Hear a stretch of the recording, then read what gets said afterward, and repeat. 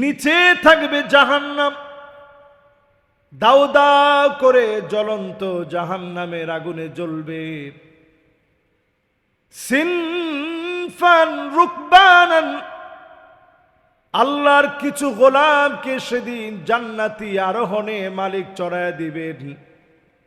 আল্লাহর গোলামটা জান্নাতি আরোহণের ভিতরে চড়বে, চোখের পলকে পার হয়ে যাবে।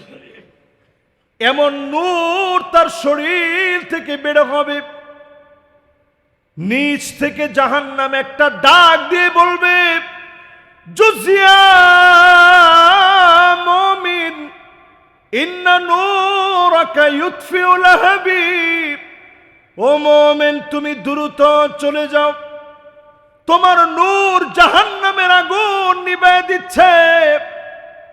আল্লাহর অসংখ্য গোলাম এমন হবে যাদের নূরের কারণে জাহান্নামের আগুন নিভে যাবে।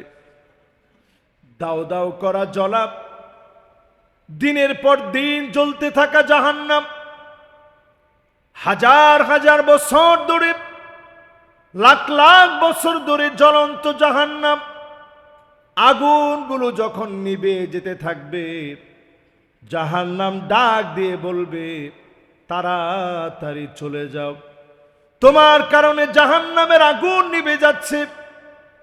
যেই সমস্ত গোলামেরা দুনিয়ার জীবনে অজুর পানি দিয়ে চেহারাকে আলোকিত বানিয়েছে, হতে পারে পুলসিরাতে যিনি আলোকিত বানায় দিবেন তিনি কে? 3 নম্বরে, কিছু মানুষের চেহারা নিচের দিকে দিয়ে দিবে, পাগুলো উপরের দিকে দিয়ে দিবে, কেটে খণ্ড বিখণ্ড হয়ে জাহান্নামের দিকে পড়বে। আল্লাহর নবী পুলসিরাতের কিনারায় দাঁড়ায় দাঁড়ায় কানবে আর ডেকে ডেকে বলবে, ইয়া রব্বি সাল্লিম, ইয়া রব্বি সাল্লিম। ও মালিক, আমার উম্মতদেরকে একটু দয়া করেন, উম্মতদেরকে একটু মায়া করেন। উম্মতের কান্ডারি নবী, রাহমাতুল লিল আলামিন নবী, আল্লাহর কাছে যখন দোয়া করবে, উম্মতদেরকে যিনি মাফ করবেন তিনি কে? সম্মানিত হাজিরিন, তার মানে বোঝা যায় ইসলামের সকল বিষয়গুলো আল্লাহ তাআলা দিয়েছে। আপনাকে আল্লাহ ক্ষমা করতে চান, যে হজে গেছেন সে ক্ষমা পাবে, যে যেতে পারেন নাই তার জন্য আল্লাহ ক্ষমার দরজা রেখেছেন। আপনি আজকে আল্লাহর কাছে আসেন, আজই আপনি আল্লাহর কাছে মাপ চাইলে মাপ পাবেন, এটা মনে করে আপনি আল্লাহর কাছে আসেন। রাত্রে আসেন, দিনে আসেন, যখন আসবেন, এই মুহূর্তে যদি আপনি সিদ্ধান্ত নেন, আল্লাহ আমি আপনার কাছে মাপ চাই, আল্লাহ আপনি আমারে মাফ করে দেন। এই মুহূর্তে যদি আপনি সিদ্ধান্ত নেন, আল্লাহ আমি গুনাহ ছেড়ে দিলাম, আজকে থেকে নামাজি হলাম,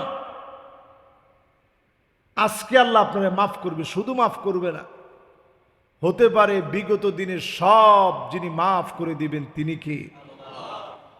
এই জন্য একটা বিষয় খুব খেয়াল রাখা, বান্দার হক যেন কোনোভাবে নষ্ট না হয়। আমার অপর মুসলিম কোনো ভাইয়ের কোনো হক যেন আমরা নষ্ট না করি। দিন দিন আমরা অমানুষ হয়ে যাচ্ছি প্রযুক্তির এই যুগে। গতকালকে সোশ্যাল মিডিয়াতে একটা বিষয় আমরা সবাই দেখেছি, বাপ মা এবং চাচি মিলে 15 বছরের একটা মেয়ে সামান্য জমি জমা দখল করার নিমিত্তে আরেকজনকে কেমনে দোষী বানানো যায়, এই জন্য নিজের মেয়েরে মেরে তারপরে এলাকাবাসীর নামে মামলা দিয়েছে। রাত্রে মেয়েটারে ঘুমের থেকে উঠায় নিয়ে যেই জমি নিয়ে বিরোধ, ওই জমিতে নিয়ে সন্তানকে হত্যা করেছে। কিয়ামতের আগে আর কি দেখা বাকি আছে? এই দৃশ্যগুলা দেখলে আমার কাছে মনে হয় আর তো কোনো বাকি নেই। সন্তানের হাতে মা বাপ শহীদ হয়ে যাচ্ছে। যেই মা বাপ নিজে না খেয়ে সন্তানের খাওয়ায়, যেই মা বাপ নিজের শখ আহ্লাদ বাদ দিয়ে সন্তানের শখ আহ্লাদ পূরণ করার চেষ্টা করে, সেই মা বাপ সামান্য সম্পদের জন্য সন্তানকে মেরে ফেলল। এই যদি হয় অবস্থা, আল্লাহর আদালতে এই সমাজ পরিবর্তনের জন্য যদি আমরা চিন্তা না করি, কেমন করে জবাব দিব বলে? ভয়াবহ এই সময়ের ভিতরে নিজেরে যদি আপনি আল্লাহর গোলাম মনে করেন, দূরে থাকার কোনো সময় আর এখন নাই। সারা দুনিয়ার ভিতরে যে বৈপ্লবিক পরিবর্তন সাধিত হচ্ছে, সামনের সময়টা মুসলমানদের সময়, এটা আপনি নিশ্চিত থাকেন। আগামীর দিন, আগামীর সময় মুসলমানদের সময়, মুসলমানদের এই দুর্দিন থাকবে না। অবশ্যই যিনি মুসলমানদেরকে বিজয়ী করবেন তিনি কে? এই জন্য চারিত্রিক পরিবর্তনের দরকার, নামাজি হওয়া দরকার। নবী আলাইহিস সালাতু ওয়াস সালাম বলছেন, হাত্তা তুত্তাখাযাল মাসাজিদু তুরুকা, কিয়ামতের আগে মসজিদ অনেক হবে, মসজিদের সামনে রাস্তা দিয়ে মানুষ হেঁটে হেঁটে চলে যাবে, নামাজি খুঁজে পাওয়া যাবে না। ওই রাস্তা ব্যবহার করবে কিন্তু নামাজের দিকে আসবে না। এখন এই হাদিসের বাস্তবতা মিলায় দেখেন, মসজিদের সামনে বিরাট বিরাট রাস্তা, হাজারো পথিক চলে যাচ্ছে, কিন্তু নামাজ পড়ার জন্য আল্লাহর অসংখ্য গোলাম দায়িত্ব মনে করে আসে না। নামাজ যে আমার পড়া দরকার, এটা অনেকের উপলব্ধির ভিতরেই নেই। অনেকে মনে করেন যে হুজুর সপ্তাহে একদিন তো পড়ি, সপ্তাহে একদিন পড়েন, এটা কোনো আলহামদুলিল্লাহ লস নাই, পড়তেছেন লাভ আছে, নিরুৎসাহিত করার কোনো সুযোগ নেই। তবে আল্লাহ তাআলা সপ্তাহে একদিন নামাজ দেন, এটা অন্য কোনো ধর্মের মতো না। আপনি সব সময় একটা কমিউনিকেশনের মধ্যে থাকবেন। যখনই আপনি নামাজ পড়বেন, সূরা ফাতিহা তেলাওয়াত করতেছেন, আলহামদুলিল্লাহি রাব্বিল আলামিন,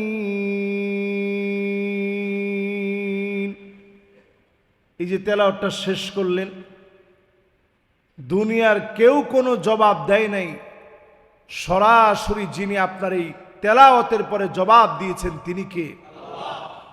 আল্লাহ জবাব দিয়ে বলে, হামিদানি আব্দি, আমার বান্দা আমার প্রশংসা করল। আল্লাহু আকবার। আপনি আল্লাহর কি প্রশংসা করবেন? আসমান আর জমিন আল্লাহর কুদরতি ক্ষমতার সামনে একটা খারদাল, একটা দানা পরিমাণ। সে আল্লাহ আপনার কথার জবাব দিচ্ছে আর বলতেছে, গোলাম আমার প্রশংসা করল।